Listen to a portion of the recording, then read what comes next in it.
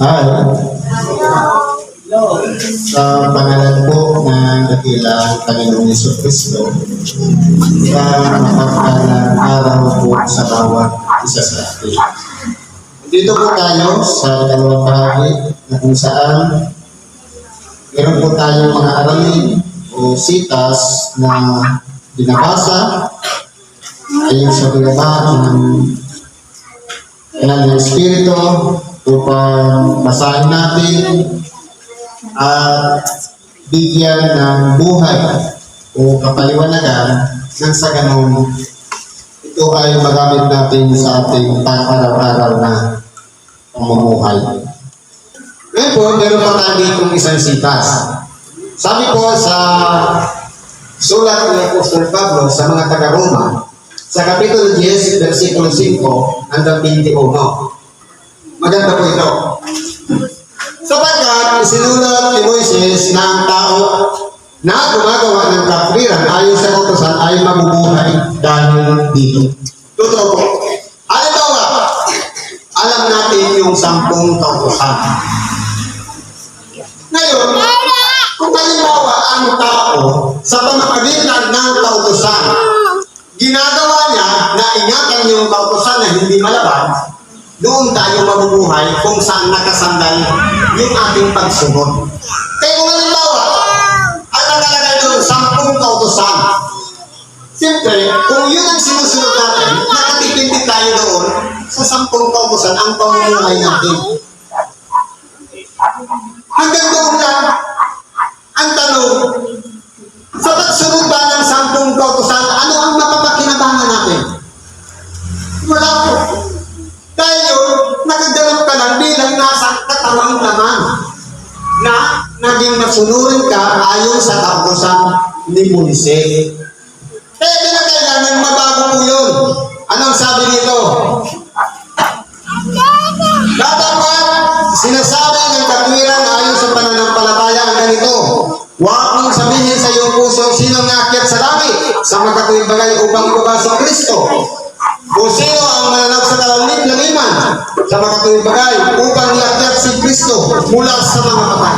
Kaya natitingnan po natin isang tanong sa buhay natin na kumbaga, ano ba ang magiging kaugnayan natin kay Kristo? Simple, magtatanong lang tayo.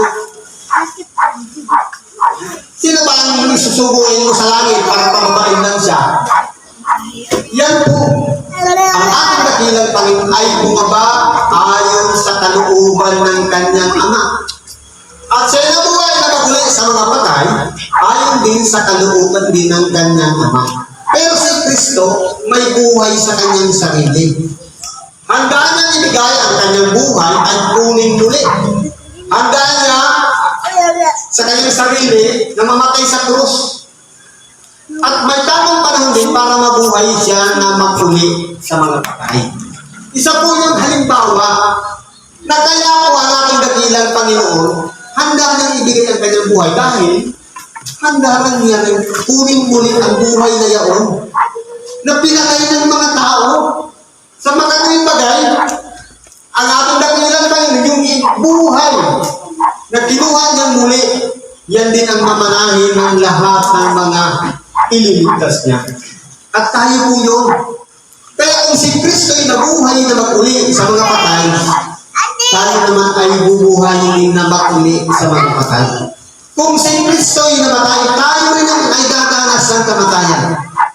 Kaya na po, kung titignan mo, isang halimbawa na si Kristo ay namatay at nabuhay na maguli sa mga patay, tayo naman ay mamamatay at mabubuhay na maguli sa mga patay.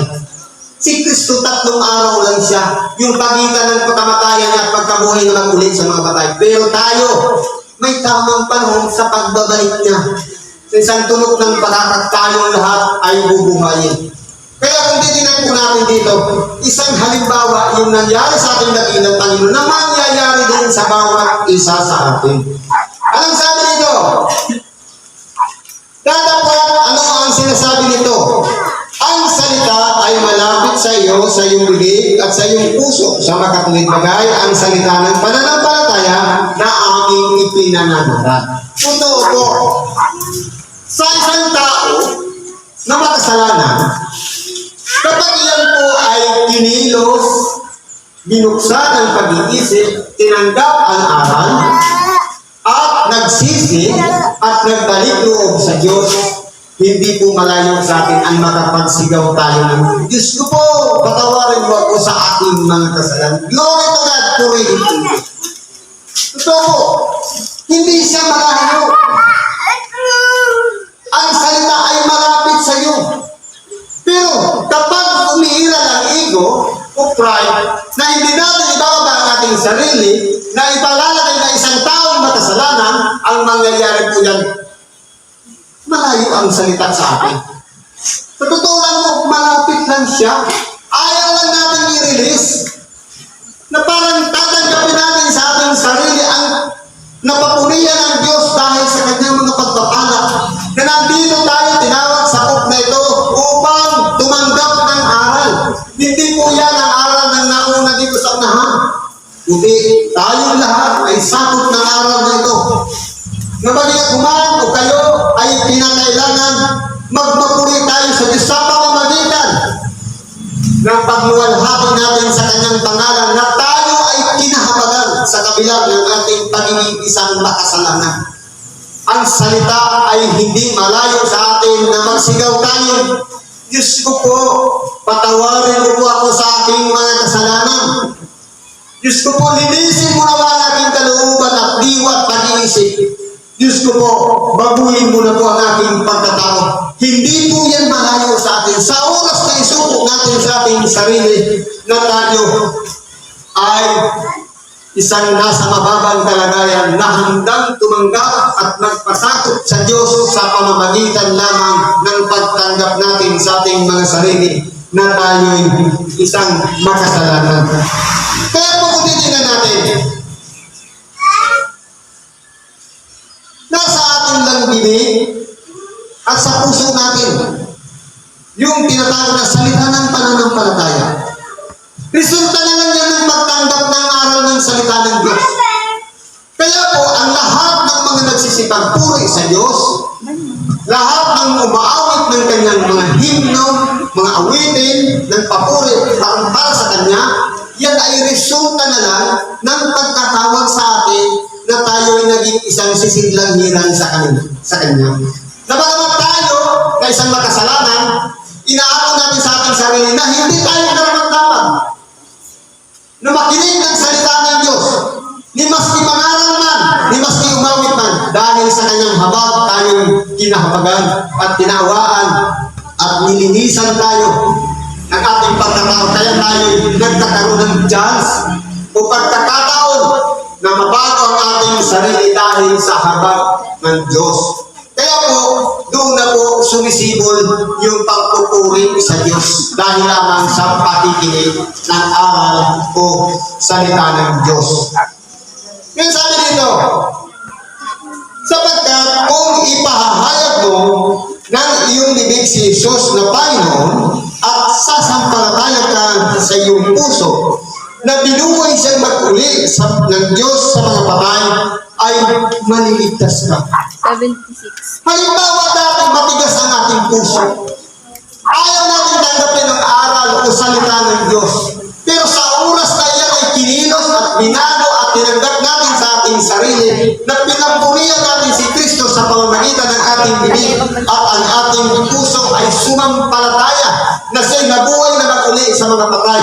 Alang-alang sa bawat isa sa ating makasalanan ay maliligtas tayo.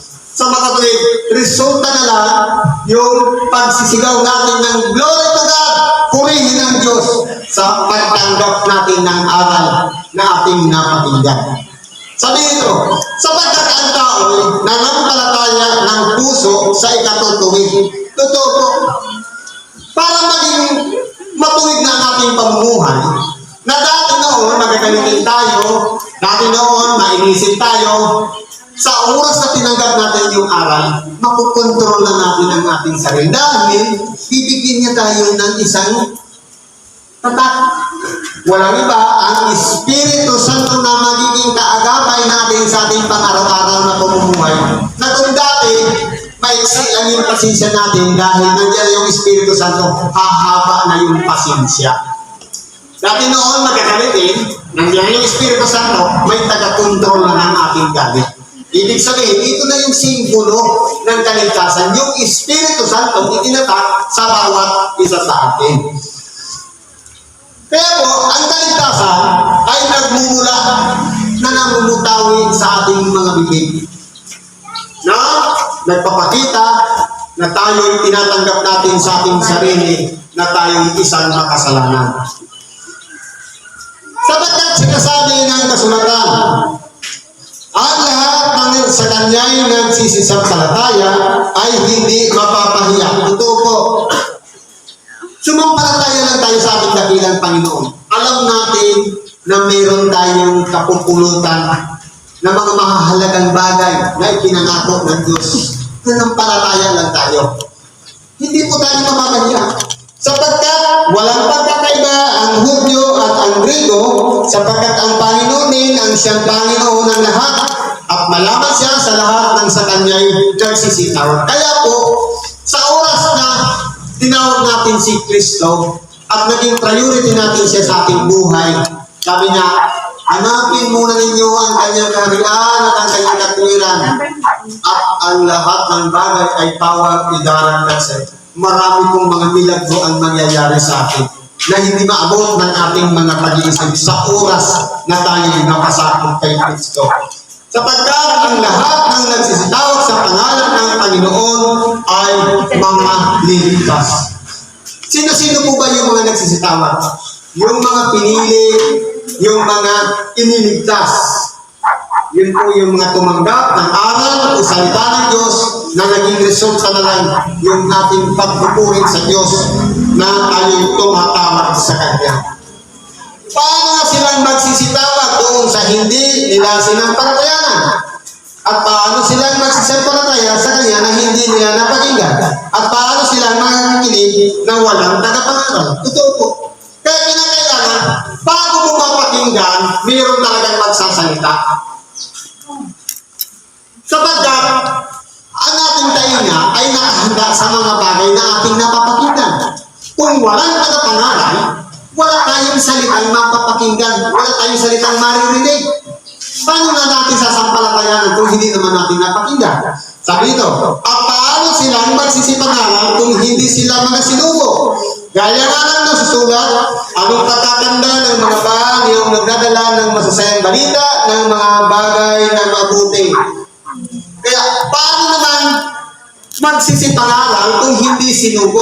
Sa matatuwid, ang lahat ng mga nagdadala ng mabubuting balita ay kinakailangan magpatuloy lang sa panangaral dahil lamang sa tinatawag na pagkasugo para sa kanila. Para hindi lang isang tao o dalawa, kundi marami pang mga tao ang mamaligtas sa pamamagitan ng panangaral at magsisampalataya kay Kristo at magsisuko ng kanilang sarili, tanggapin sa kanilang buhay upang sila'y mangaligtas din sa pamamagitan ng pagtubos ng ating dakilang Panginoong Hesus Kristo. Kaya hindi tingnan po natin, kapag bagamat tayo ay nasa loob lamang ng tahanan, kapag ibinabahagi natin ang aral o salita, hindi lang yung evangelista o tagapangaral ang maganda ang mga paa. Ibahagi mo lang sa iyong anak, yung katwiran, yung kabutihan na natutunan natin sa Ebanghelyo, kasama po tayo doon. Sa pagkaganda ng paa ng mga nagdadala. Dahil isa rin tayo sa nagdala sa ating tahanan ng Ebanghelyo. Ibig sabihin, hindi lang mga Ebanghelista ang magandang paa.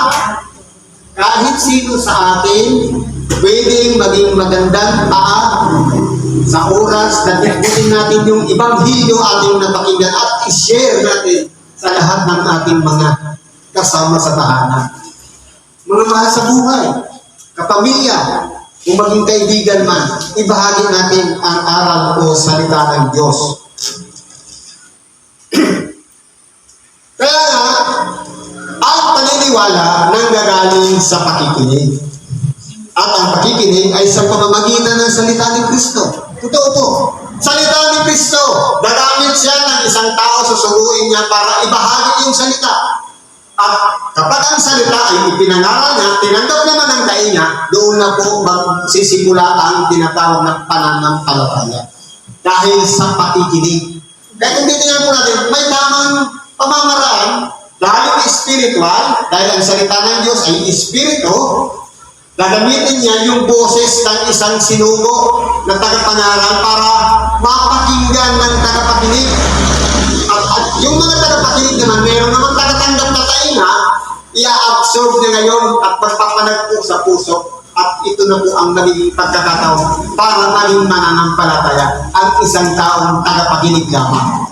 Kaya may proseso, bago ibato ang salita ng Diyos, may tagatanggap. Kaya po, mas marami pa ang nagiging mananampalataya. Dapat sinasabi ko, hindi ba sila ay nakikinig? O tunay nga, ang tinig nila ay kumalat sa buong lupa at ang kanilang mga salita ay hanggang sa dulo ng sanlibutan. Totoo po, ang pangangaral ng salita ng Diyos dumating na sa buong sanlibutan. Lamang marami pang mga tao ang hindi pa kinikilala si Kristo. Pero dahil po yan sa pagsubok, anong sabi ng ating dakilang Panginoon? Magsiyawan kayo sa buong sanlibutan at inyong ipangaral ang Ibanghilyo sa lahat ng kinapay. Kaya po, nagpapatuloy ang Ibanghilyo kahit saan man.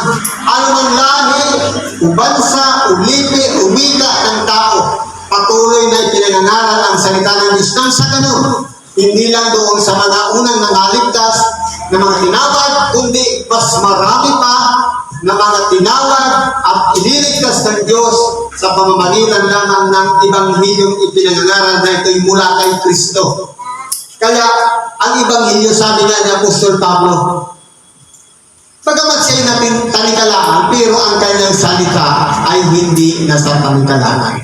Totoo po, ang Ibanghilyo ay nagpatuloy na lumago at marami ang nagsisampalatay dahil lamang kahit na si San Pablo nakabilanggo, nakapanaw pa, pero ang Ibanghilyo ay patuloy yung ipinahatid sa mga bayan-bayan sapagkat binuksan na ng Diyos ang salita ng Diyos para sa mga hintil na tumanggap din naman ng aral ng salita ng Diyos.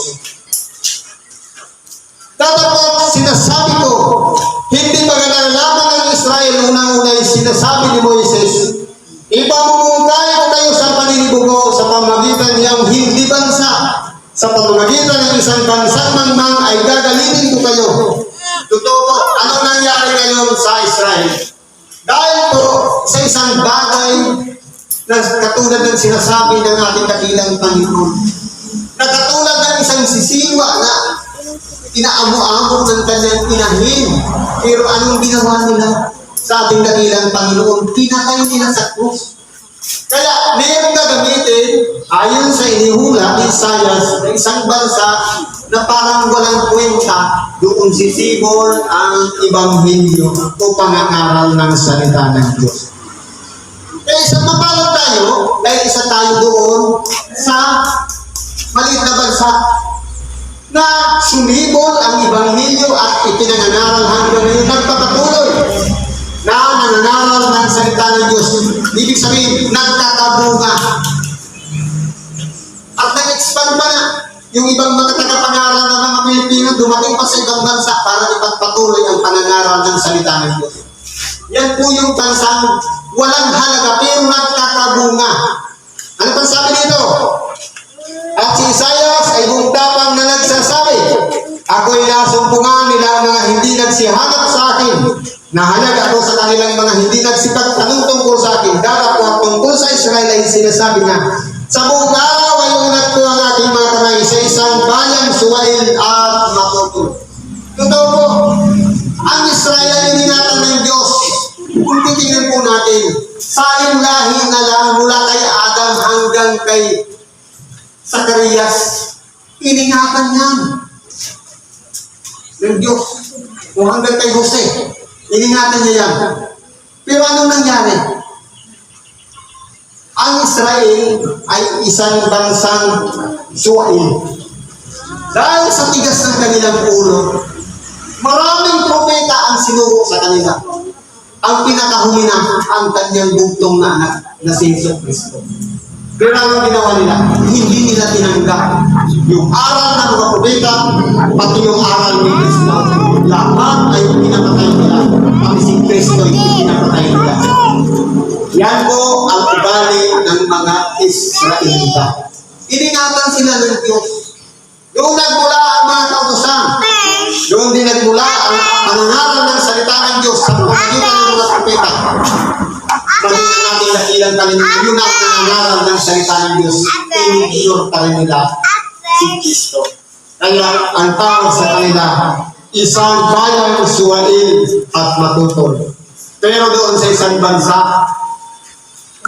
na nasumpungan si Kristo, bagamat hindi nila nakilala, dahil hindi man lamang nila nakita o nadanas na si Kristo'y nabuhay sa bayan yaon, kapalat ang bansang yaon na doon sumibol ang pangangaral ng Ebanghelyo. Kaya po, pasalamat tayo sa Diyos dahil ngayon meron na tayong pinagbabatayan ng pangangaral. Ang Ebanghelyo mula sa Biblia, pinabasa natin, ipinapaliwanag at pinibigyan ng buhay. Ito na yung pinakabatayan natin para mabuhay tayo sa Diyos at sumunod tayo sa Kanyang kalooban. Kaya salamat sa Diyos kung araw na ito ang nagbibigay sa atin ng kalakasan at pag-asa para tamuhin natin ang buhay na walang hanggan. Siguro po, hanggang dito na lang pakikibagan natin sa oras na ito. Salamat po sa Diyos. At ano man ang ating kahilingan, karaingan man, idulog po natin yan lahat sa Diyos. At ipagkakalog niya sa atin ang mga kasagutan, solusyon sa lahat ng ating mga problema. Magtiwala lang tayo sa Kanya at sumampalataya at ipagkakalog niya ayon sa Kanyang kalooban. Salamat sa Diyos at mapagpalang araw sa bawat isa.